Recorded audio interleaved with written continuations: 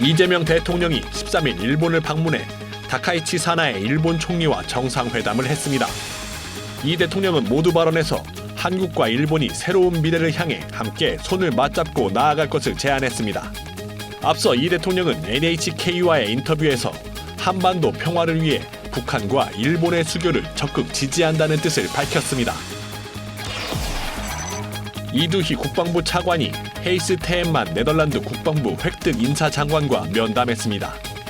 양측은 고위급 교류와 방위산업, 인공지능과 우주, 사이버 등 국방 분야 내 다양한 영역에서 정보 공유와 협력 확대를 모색하기로 했습니다.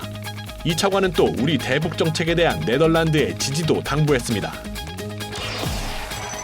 국내 독자 기술로 완성한 4.5세대 전투기 KF-21 보라매가 42개월 동안 총 1,600여 회 진행된 개발 비행 시험을 무사고로 완료했습니다. KF-21은 공대공 무장 발사와 극한 자세 비행에서의 제어 능력 회복 등 13,000여 개의 시험 조건을 만족시키며 우수한 비행 안정성과 성능을 종합적으로 증명했습니다.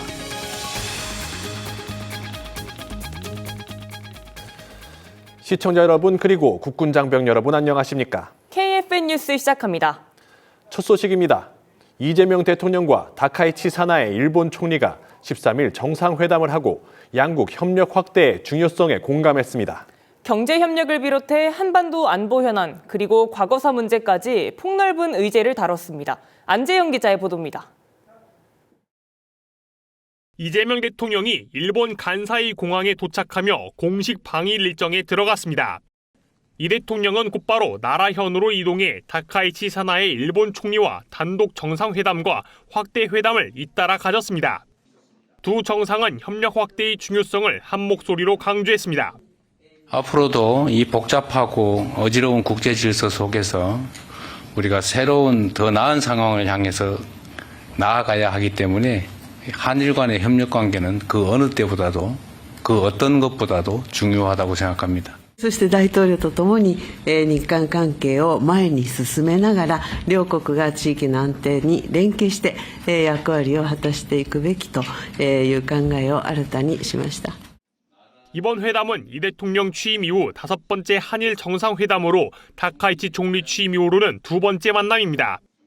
이번 회담에서 경제와 사회, 문화 등 민생과 직결된 분야를 중심으로 협력 확대 방안이 논의됐습니다.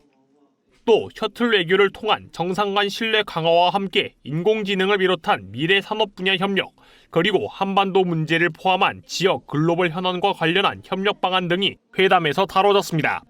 이 대통령은 14일엔 다카이치 총리와 문화유적지인 호류지를 방문하는 등 친교 행사를 갖고 동포간담회를 끝으로 일본 방문 일정을 마칩니다. KFN 뉴스 안전입니다. 이재명 대통령은 한일 정상회담에 앞서 일본 언론과의 인터뷰에서 북한과 일본의 관계 개선에 적극적인 역할을 할 의지가 있다고 밝혔습니다. 보도에 김은진 기자입니다. 이재명 대통령은 일본 방문에 앞서 진행한 NHK와의 인터뷰에서 타이완 문제 등을 둘러싼 중일 갈등에 우리 문제는 아니라며 거리를 뒀습니다. 중국과 일본과의 문제이지 우리가 깊이 관여하거나 개입할 문제가 아니라고 생각합니다. 다만 중국만큼 일본과의 관계도 중요하다는 점을 시진핑 주석에게도 설명했다고 밝혔습니다. 각국은 다 국가 고유의 핵심적 이익 또는 국가 자체의 존립, 이게 매우 중요하죠. 이 대통령은 과거를 직시하되 협력할 부분은 협력하며 미래로 나아가자고 강조했습니다. 후쿠시마산 수산물 수입 문제도 중요 의제가 될 것이라며 환태평양 경제 동반자 협정 가입을 위해 장기적으로 해결해 갈 문제라고 말했습니다. 일본과 북한에 대해선 필요하면 수교 관계로 발전하는 게 좋다고 생각한다며 역할을 하겠다고 했습니다. 원만한 관계로 빨리 회복되는 것이 한반도 평화의 측면에서 바람직하다라고 생각합니다. 적극적으로 지지하고. 이 대통령은 경주에 이어 2달 반 만에 한일 정상회담을 이어가며 셔틀 외교 고착에는 동력이 붙게 됐습니다. 다만 중일 갈등이 격화되며 이 대통령의 실용 외교가 시험대에 오를 수 있다는 전문가들의 관측도 나옵니다. KFN 뉴스 김은진입니다. 이두희 국방부 차관이 네덜란드 국방부 획득 인사장관과 만나 국방 방산협력 강화 방안과 지역 안보 정세에 대해 논의했습니다. 김효진 기자입니다. 2002년 한일 월드컵 당시 우리에게 4강 신화를 안긴 거스 히딩크 감독의 나라 네덜란드는 국방부 장관이 2명입니다. 국방장관이 군과 국방정책 전반을 총괄하고 획득 인사장관은 방위산업과 군수, 인사를 전담하는 구조입니다. 이두희 국방부 차관은 13일 헤이스 테일만 네덜란드 국방부 획득 인사 장관과 만나 양국 간 국방방산 협력 강화 방안과 지역 안보 정세에 대해 의견을 교환했습니다. 이 차관은 회의에 앞서 한반도 평화와 번영을 위한 네덜란드 헌신에 감사를 전했습니다. 과거에 대한민국을 지키는데 같이 피 흘려 싸워주신 덕분에 오늘날에 이 번영된 대한민국이 있다는 것에 대해서 다시 한번 네덜란드와 국민 여러분들께 진심으로 감사를 드립니다. 헤이스 테일만 장관도 양국이 오랜 신뢰를 쌓아온 파트너라고 화답했습니다. I think South Korea and the Netherlands have a strong historic bond together. We, as the Dutch people, we were there in the 1950s in the Korean War, but we are still here today. 양측은 급변하는 국제안보 환경 속에서 협력을 더욱 강화할 필요성에 공감했습니다. 그 결과 고위급 교류를 비롯해 방위산업, 인공지능, 우주, 사이버 등 국방 전반의 다양한 분야에서 정보 공유와 협력을 확대하기로 했습니다. 과학기술로 또 국가 경제를 끌어가고 있는 유사한 입장을 두고 또 가치를 공유하는 것으로서 더더욱 양국과의 우위는 더 중요하고 상호 협력도 더 중요하다고 생각을 합니다. 이런 인식은 방위산업 분야로 연결됐습니다. K2전차와 FA50 등 K방산이 유럽 시장에서 존재감을 넓힌 덕분인지 네덜란드는 우리와의 방산 협력을 핵심 의제로 다뤘습니다. I'm here now with a big team and staff. We are also really interested in how South Korea has built up the defense, but also on the technology part. So we really like to share ideas on how we can build on this defense industry complex and the digitalization of our armed forces. 이 차관은 북한의 핵 미사일 능력 고도화와 러시아 북한 간 불법적 군사 협력이 국제사회에 중대한 위협이 되고 있다고 강조하며 한반도 평화 정착과 북한 비핵화를 위한 우리 정부의 대북 정책에 네덜란드의 지속적인 지지를 당부했습니다.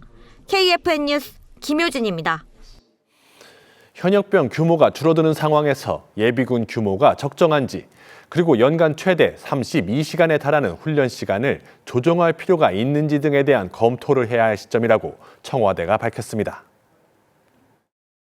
강훈식 청와대 비서실장은 12일 수석 보좌관 회의에서 올해 예비군 동원훈련 보상비를 약 15% 인상해 최대 9만 5천 원을 지급할 계획이라면서도 여전히 최저임금에는 미치지 못하는 수준이라며 국방부에 실효성 있는 방안 검토를 주문했습니다. 그러면서 강 실장은 병장 월급 인상과 미래 준비적금 지원 등 장병에 대한 처우 개선 노력을 사례로 들며 생업을 제쳐두고 예비군 훈련에 참여하는 청년들에 대한 보상과 훈련 환경에 대해서도 신경 써달라고 강조했습니다. 레바논엔 파병됐던 우리군 최장수 해외 파병부대 동명부대 31진이 8개월간의 임무를 성공적으로 마치고 귀국했습니다. 분쟁의 땅에서 평화를 지켜낸 장병들을 맞이하기 위해 가족들도 현장을 찾아 기쁨의 순간을 함께했습니다. 현장에 신소진 기자가 다녀왔습니다.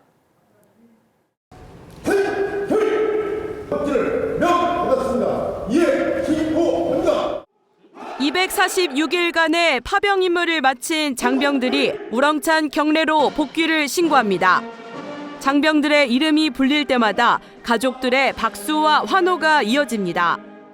기다림 끝에 다시 마주한 얼굴에는 웃음과 눈물이 함께 교차합니다. 레바논 남부에서 감시와 정찰, 연합작전을 수행해온 동명부대 31진 장병들은 이렇게 조국과 가족의 품으로 돌아왔습니다. 육군 특수전사령부가 국제평화지원단에서 환영식을 열고 장병들의 무사 귀환을 축하했습니다. 파병 기간을 함께 견뎌온 가족들도 자리를 함께하며 장병들의 헌신에 박수를 보냈습니다.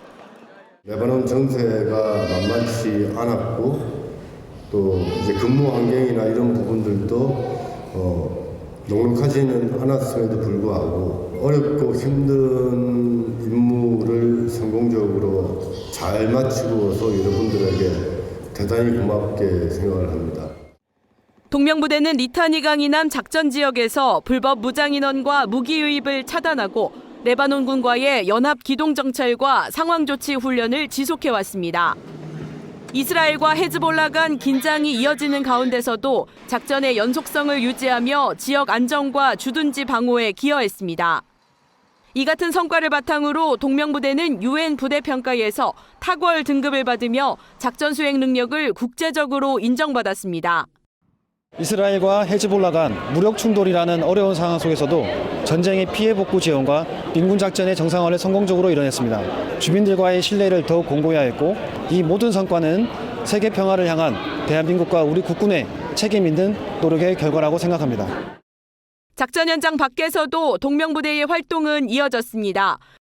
무상 의료 지원과 교육, 생활, 인프라 개선, 여성과 청소년의 자립을 돕는 프로그램까지 동명부대는 현지 주민의 삶 가까이에서 평화를 실천했습니다. 8개월간 파병은 제게 군인으로서 책임과 사명을 다시 느끼게 해준 뜻깊은 경험이었습니다. 쉽지 않은 상황이었지만 맡은 임무에 최선을 다했고 이 경험을 발판 삼아서 더 성숙한 군인, 더 나은 사람이 될 수 있도록 묵묵히 정진하겠습니다. 이제 장병들은 각자의 자리로 돌아가지만 레바논에 남긴 발자취는 여전히 그 자리에 남아 있습니다. 동명부대 31진의 246일은 분쟁의 현장에서 신뢰와 책임으로 평화를 쌓아온 시간이었습니다.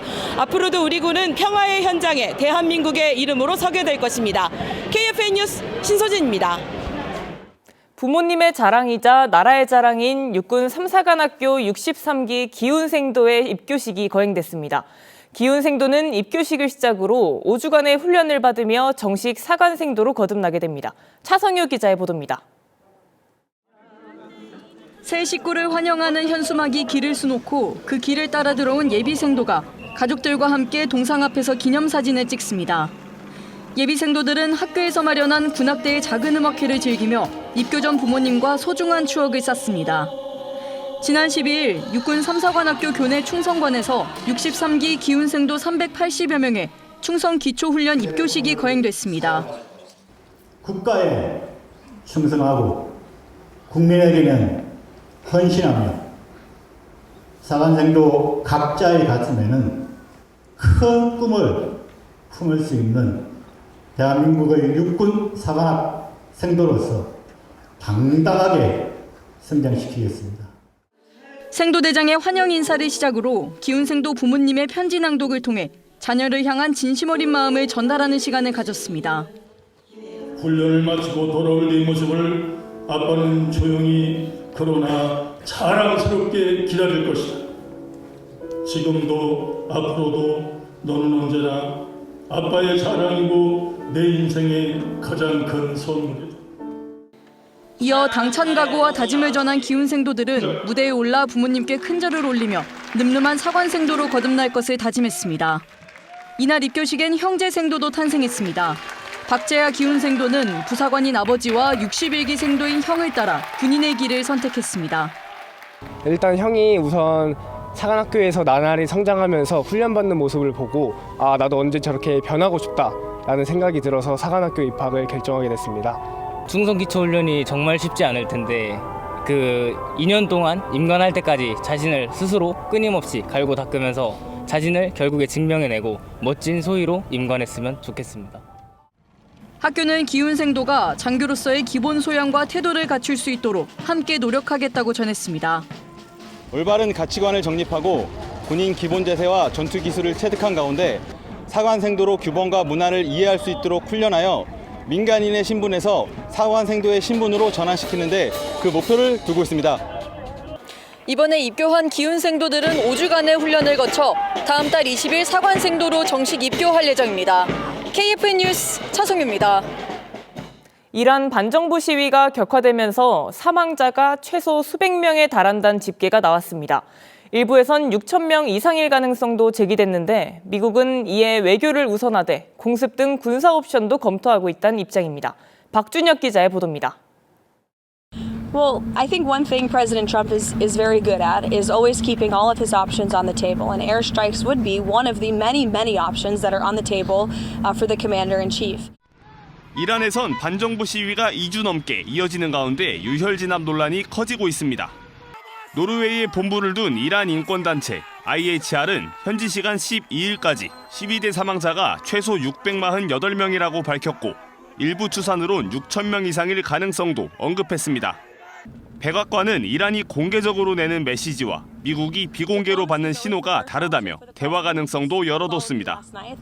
What you're hearing publicly from the Iranian regime is quite differently from the messages the administration is receiving privately, and I think the president has an interest in exploring those messages.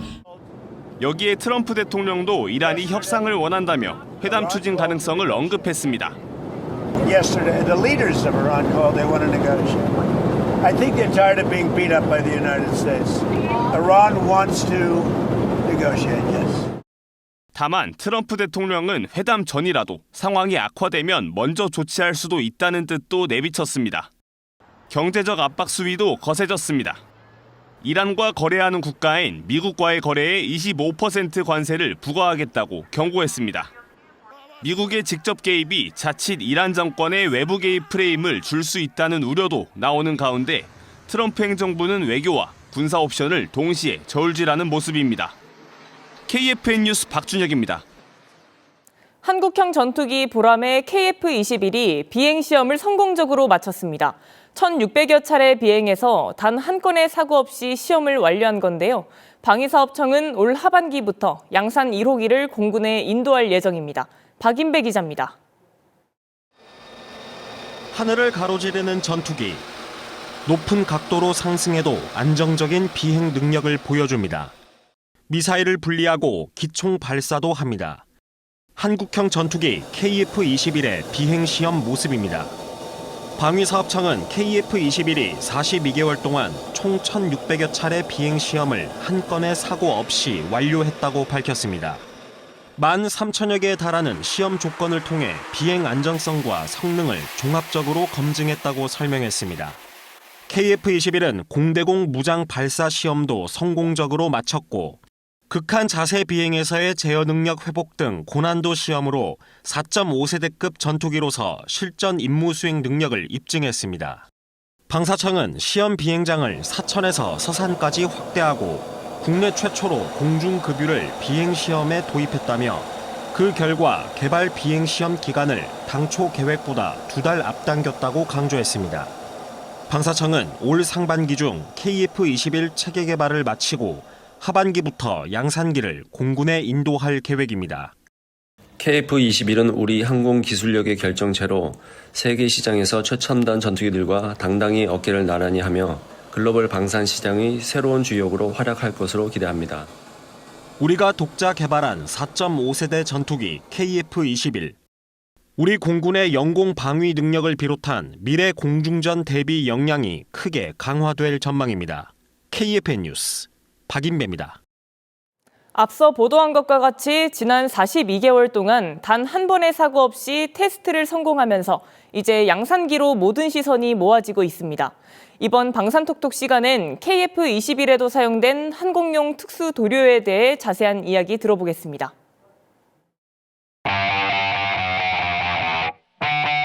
아무래도 전투기 같은 경우는 유연한 특성을 가지고 있습니다.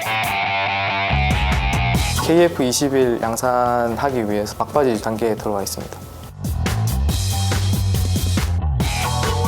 항공기용 도료는 육상 도료들과 다른 게 기온차도 많이 나고 기압차도 많이 나고 속도차도 많이 나기 때문에 거기에 맞게끔 이제 도료 설계가 좀 이루어지는 부분이 차이라고 생각합니다. 우레탄 도료라고 하면은 아크릴 도료, 알키드 도료 이렇게 폴리에스터 도료 나뉠 수가 있는데 폴리에스터 도료가 이제 다른 타 도료들보다는 좀 유연성이 있기 때문에 기압차나 기온차에 강한 내성을 가지고 있어서 실제로 적용을 하고 있습니다. 기본적으로 이제 다른 타 도료와 마찬가지로 소재와 접착성이 가장 중요시되는 하도는 밀 PRF 23377이라는 밀 스펙 규격 도료를 따르고 있고요. 여기에는 이제 고내식성, 부착성, 다른 이제 유연성 같은 충격성 이런 부분에 좀 초점이 맞춰져 있고요. 하도 자체가 이제 크로메이트를 사용하다 보니까 최근에 이제 친환경 관련 이제 이슈도 많이 되고 논크로메이트 사양으로도 뭐 개발 검토를 진행하고 있습니다. 그리고 상도 같은 경우에는 하도 위에 도장되는 도료로 아무래도 내식 부분보다는 기온차나 고도차 내구성과 같은 외부 환경에 대해 강한 도료를 사용하고 있고요. 밀 PRF 8528호 규격을 사용하고 있는데 다른 우레탄 도료에서 사용하는 알키드 아크릴 수지와는 다르게 이제 폴리에스터 수지를 사용함으로써 좀 더 유연한 특성을 가지고 있습니다. 일반적으로 실험에서는 보통 마이너스 50도에서 150도, 200도 정도까지 이제 한 200도 넘게 정도 차이를 보고 있습니다. 비행을 하게 되면 아무래도 운행을 할 때와 올라갔을 때 출발할 때 엔진열의 열기도 있기 때문에 보통 그 정도에 준하는 조건에서 견디게 되면 도료도 깨지거나 터지거나 이제 박리되지 않고 견딘다고 알고 있습니다. 일반적인 도료는 이제 내구성 측정하는 부분에 있어서 뭐 500시간, 1000시간 정도 측정을 한다면 이제 항공기용 도료는 조금 더 가혹하게 3000시간 정도 데이터를 요구를 하고 이제 거기에 맞게끔 충족하도록 설계를 하고 있습니다. 항공기 이제 외장재, 내장재, 뭐 엔진룸, 연료 탱크용 이런 식으로 다른 도료가 이제 적용되고 있고요. 외장재 같은 경우는 위치의 차이에 따라서 도료가 다르진 않고요. 이제 도막 차이는 조금 날 수는 있습니다. 노출된 부위는 도막을 좀 높일 수 있고요. 좀 들어간 부분이나 각 이제 외진 부분은 좀 도막이 낮을 수는 있고요. 엔진룸 같은 경우에는 아무래도 고온을 견뎌야 되니까 뭐 이제 내열 도료 같은 고온 물성을 요구하는 도료를 사용하고 연료 탱크용 같은 경우는 연료를 담아야 되니까 그 유체에 대한 내성이 강한 도료를 바르고 있습니다. 최근에 친환경 쪽 규격이 강화돼서 저VOC에 대한 규격은 다 가지고 있고요. 논크로메이트 사용도 최근에는 요구되고 있습니다. VOC라고 하면 휘발성 유기화합물의 농도를 나타내는데 수치가 높게 되면 도료를 사용을 함에 있어 이제 인체에 유해한 유기화합물에 대한 농도가 많아진다고 생각하시면 되고요. 이 농도를 어느 정도 제한함으로써 좀 더 친환경 도료에 가깝다고 볼 수 있습니다. 항공 분야는 성능적, 기능적 요구가 아직 수준이 높기 때문에 이제 활발히 연구를 진행했고 저 VOC, 논크로메이트 사양 같은 경우는 개발이 어느 정도 다 완료가 됐습니다. 그래서 이제 적용하기 위해 지금 테스트랑 판매하기 전 단계에 들어가 있고요. KF21 양산하기 위해서 막바지 단계에 들어가 있습니다.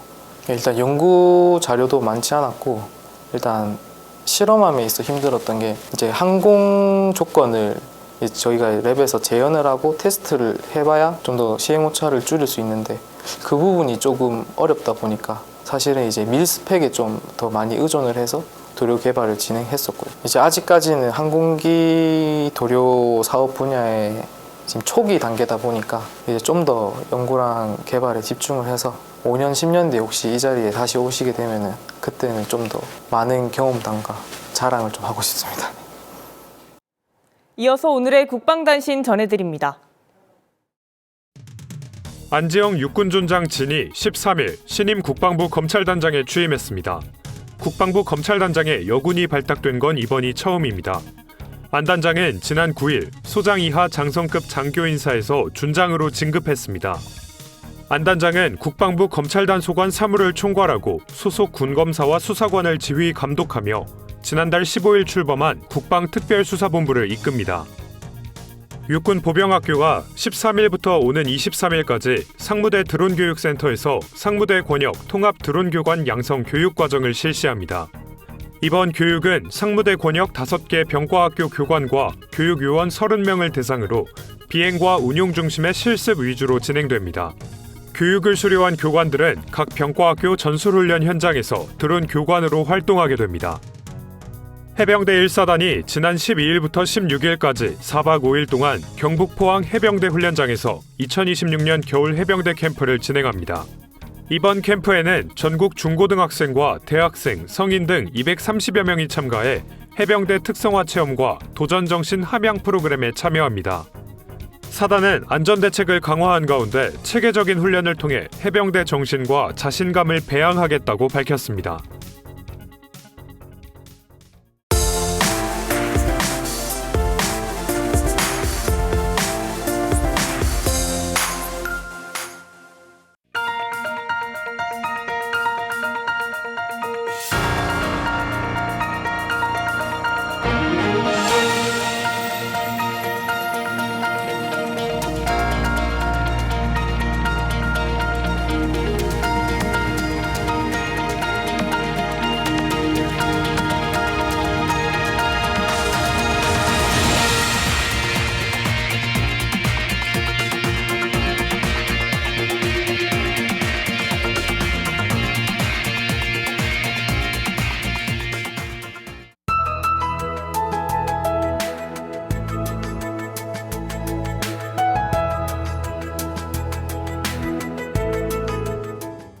기상정보입니다.